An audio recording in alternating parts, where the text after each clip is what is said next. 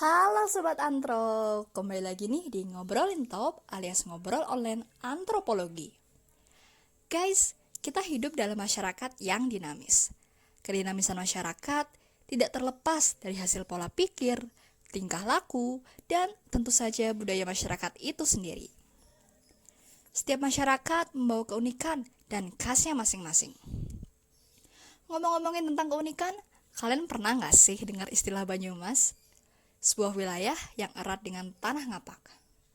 Berbagai budaya unik hidup di wilayah ini. Budaya Banyumas kerap diorientasikan sebagai budaya pinggiran seusia peradaban Jawa kuno. Salah satunya adalah kesenian Lengger Lanang Banyumas. Lengger Banyumas pada umumnya dikenal sebagai kesenian yang dilakukan oleh perempuan. Akan tetapi, di Banyumas terdapat kesenian lengger yang ditarikan oleh seorang laki-laki. Guys, kalian tahu nggak sih gimana sejarah awal Lengger Banyumas itu? Berdasarkan Toradinata, dalam wawancara saya menyatakan pada awalnya lengger ditarikan oleh seorang laki-laki. Mengapa? Karena pada zaman kolonial, khususnya pada zaman pemberontakan PKI, perempuan tidak boleh tampil di tempat umum, apalagi dalam pertunjukan seni budaya semalam suntuk. Karena dianggap akan mengundang nafsu, dijadikan budak oleh penjajah, dan rentan terhadap stigma negatif. Akhirnya, kaum laki-laki menggantikan kaum perempuan pada saat itu seperti berdandan layaknya perempuan, mengenakan kemben, sanggul, dan berdandan cantik.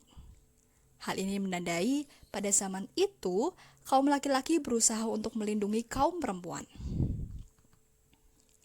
Waktu demi waktu, suasana politik di Indonesia sudah mulai meredam, tidak seperti pada zaman kolonial, dan didukung oleh emansipasi wanita, sehingga Lengger Banyumas dapat dilakukan oleh perempuan.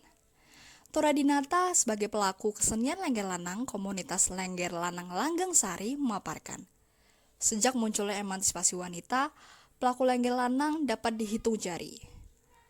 Hal ini menandai bahwa kebudayaan dalam masyarakat tidak bersifat statis, tetapi bergerak secara dinamis. Lalu, apakah semua orang laki-laki dapat menjadi lengger lanang? Toradinata menyampaikan, semua laki-laki dapat menjadi lengger. Lengger lanang harus lemah gemulai, ganjen, dan berdandan layaknya wanita.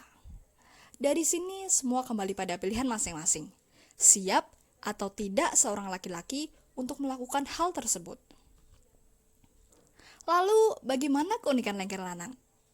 Ya, keunikan lengger lanang dapat dilihat dari gerakannya yang sigrak dan ganjen.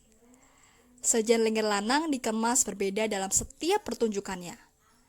Kekuatan penari lengger memberi suasana dan aura unik yang berefek pada emosional penonton. Pola pikir, teknologi, dan kebutuhan manusia semakin kompleks. Didukung lagi dengan kreativitas manusianya itu sendiri, memunculkan perkembangan lengger lanang dari gerakan sederhana menjadi lebih berinovasi. Pada pertunjukan lengger lanang, umumnya diawali oleh sebuah dialog gaya maskulin yang berubah menjadi gaya feminim.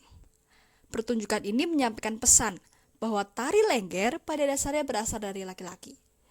Dilanjut dengan babak ritual dan pergantian kostum dari maskulin ke feminim.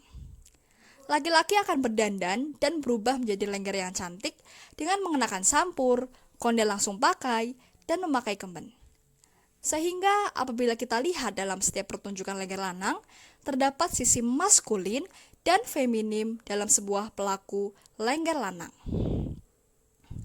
Menjadi lengger lanang membutuhkan proses ritual juga loh. Di proses awal, pelaku lengger akan melakukan puasa, wirid, adanya rasa prihatin di hari-hari tertentu selama 7 bulan berturut-turut.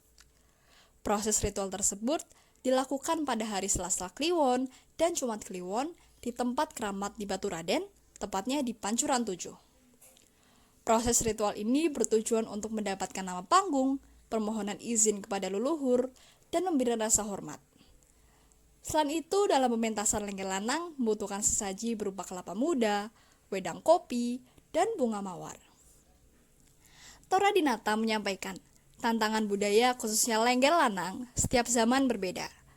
Pada zaman Bodar, Tantangannya adalah dari keamanan diri seorang penari, karena ya adanya larangan dari pemerintah pada saat itu. Sedangkan pada saat ini, tantangan terbesarnya adalah menghadapi stigma dari masyarakat. Sebagian masyarakat menilai Lengger Lanang merupakan kesenian yang tidak seharusnya ada karena melanggar kodrat dan dianggap sebagai kesenian yang terpinggirkan. Sajian Lengger Lanang ini memberi wawasan bahwasanya lengger berasal dari laki-laki. Seyogyanya kesenian Lengger Lanang tidak untuk dicibir, apalagi dianggap minoritas. Kesenian Lengger Lanang berusaha untuk meluruskan persepsi masyarakat bahwa awal lengger berasal dari laki-laki. Jangan pernah menganggap sebuah kebudayaan suatu wilayah itu buruk. Tugas kita sekarang adalah menjaga keberadaan Lengger Lanang ini. Sebuah kesenian merupakan pilar budaya nasional yang menjadi identitas bangsa. Apabila punah, lalu di mana identitas kita? Sekian, terima kasih.